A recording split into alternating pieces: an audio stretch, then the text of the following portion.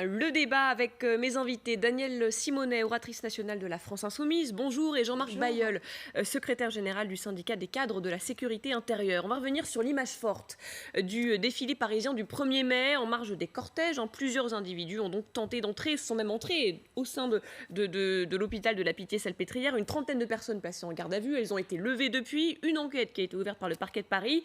Attaque ou repli? Eh bien pour Christophe Castaner, hier, c'est simple, c'est une attaque.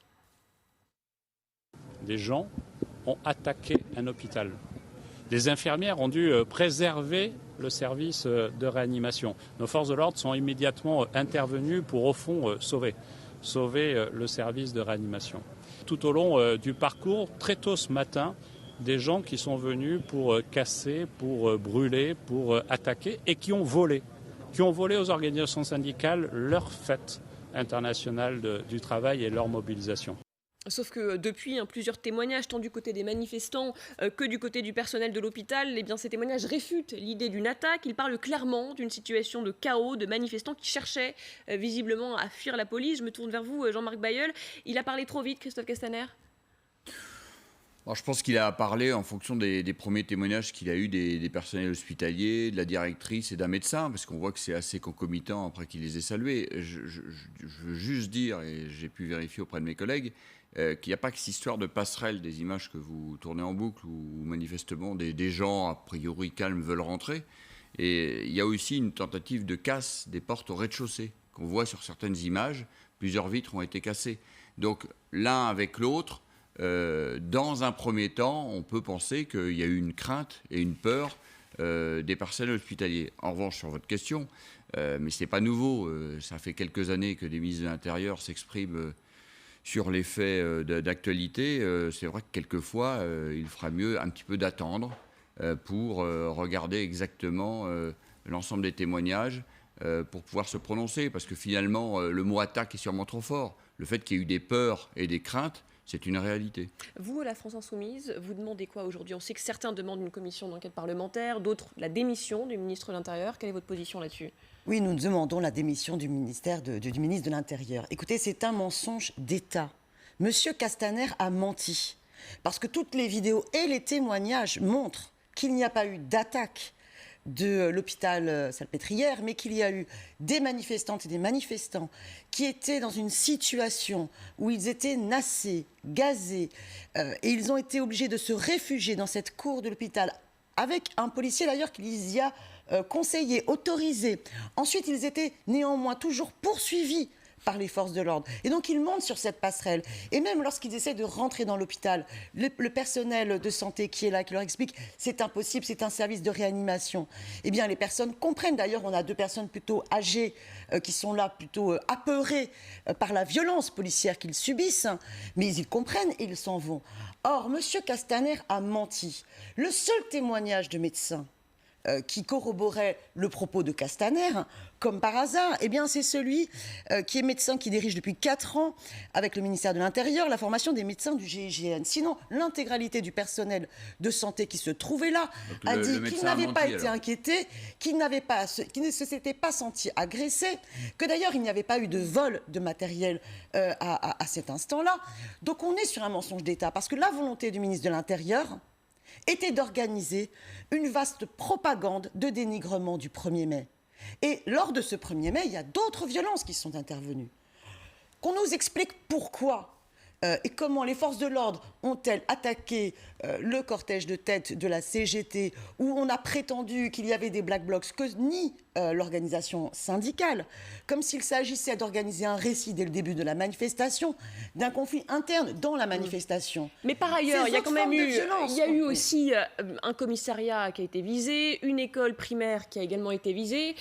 Il y a quand même eu des violences. Là, en l'occurrence, il y a un grillage qui a été forcé, un cadenas qui a été enlevé. Enfin, c'est un climat tendu aussi. Vous savez, les gens ont été dans cette manifestation. Les gens ont subi une violence de la part de la conception de la conduite du maintien de l'ordre hallucinante.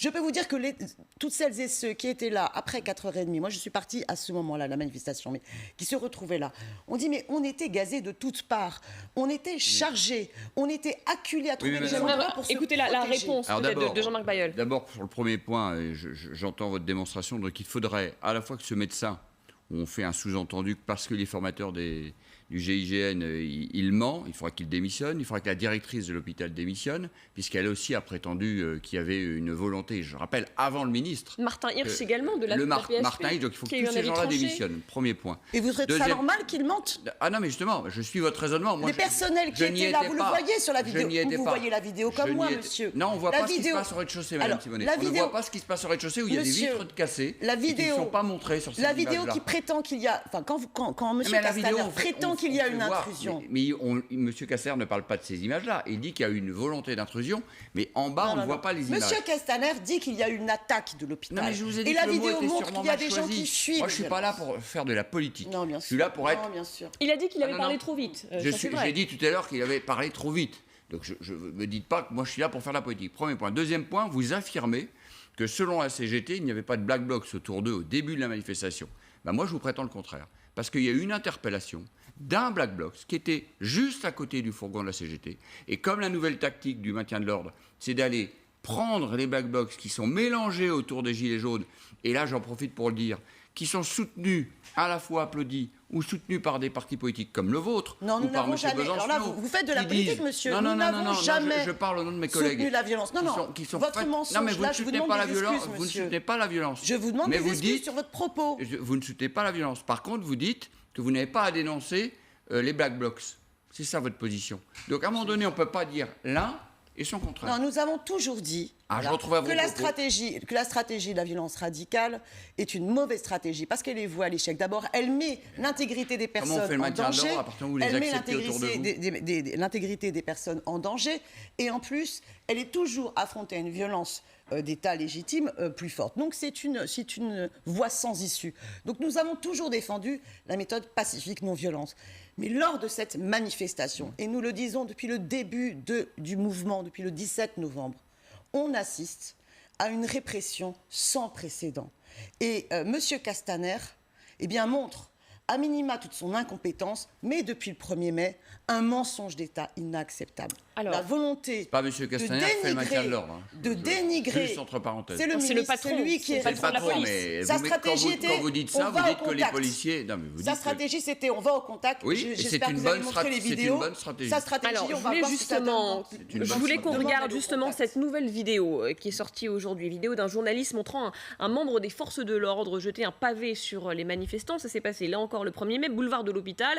Lui dit que c'est dans un contexte de forte tension. Le CES se serait servi dans un tas de projectiles qui étaient à ses pieds. Voilà, on voit donc cette séquence, c'est assez clair. Votre réaction là-dessus, Jean-Marc Bailleul, c'est un dérapage. On voit qu'il prend effectivement un morceau de pavé qui a été cassé et positionné par les manifestants avant. Ce n'est pas des pavés qui se trouvent là par hasard, puisque c'est toujours nettoyé. Et oui, mais bon, effectivement... Non, attendez, je recontextualise. En revanche, effectivement, il s'est passé des événements graves juste avant. On a un capitaine de CRS qui a été évacué, qui a eu une plaque de posée sur le front puisqu'il a eu un traumatisme crânien. Ça fait 25 manifestations samedi ou 1er mai de suite. Le geste n'est pas technique.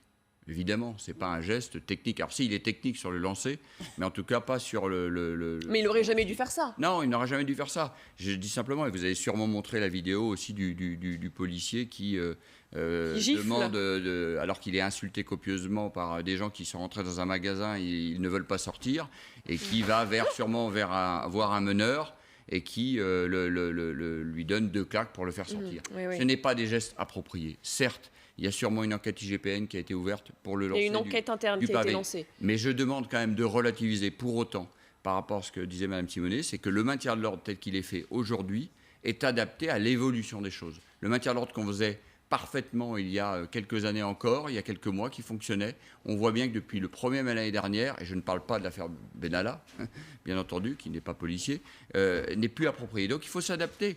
On ne peut plus faire le maintien de l'ordre comme avant.